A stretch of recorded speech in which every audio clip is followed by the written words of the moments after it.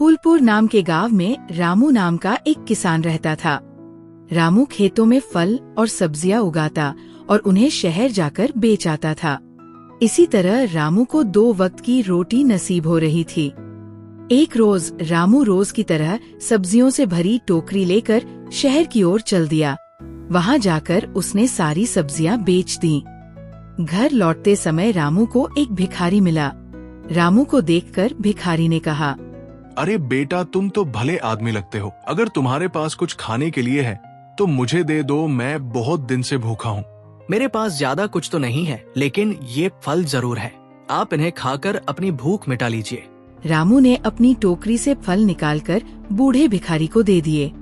रामू का व्यवहार देखकर वो भिखारी बहुत खुश हुआ और बदले में रामू को एक जादुई मुर्गी दे दी। रामू चुपचाप मुर्गी को लेकर घर आ गया। शाम को रामू ने खाने के समय सारी बात अपनी पत्नी को बताई।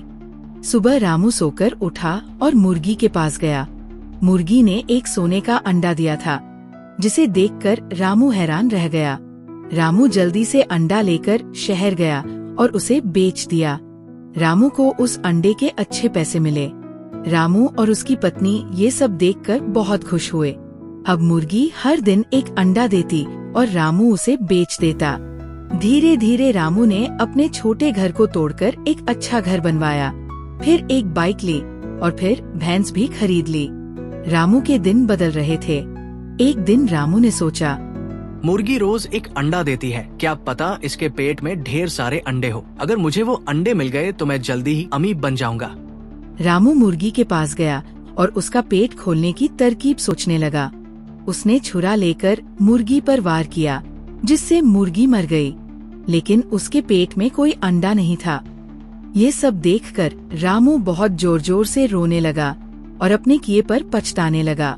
इस कहानी से हमें ये शिक्षा मिलती है कि लालच बहुत बुरी चीज है। यह हमें अंधा कर देती है और हमें गलत निर्णय लेने के लिए प्रेरित करती है। हमें जो कुछ भी मिलता है उसमें संतुष्ट रहना चाहिए और उसका आदर करना चाहिए।